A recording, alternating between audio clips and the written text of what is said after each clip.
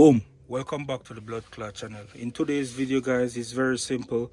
I'm just gonna show you how to replace all the HVAC or air condition filters and the air filter under the hood of a Kenworth T680 MX13. Alright, stay tuned.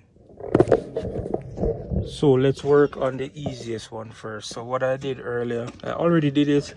I just decided I'm just going to make a video because I realize it's a simple videos that most people want to see. So to start, you're going to push this all the way back and you simply just slide it out. Also, I got the secondary one. Some trucks don't have this, but I plan to run mine. So this was the old one. You can see it's dirty.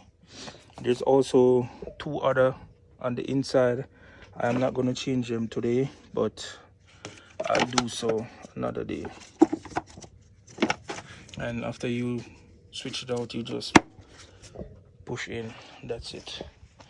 So if you want to know, I bought these on Amazon, and this is the air filter. It's right here.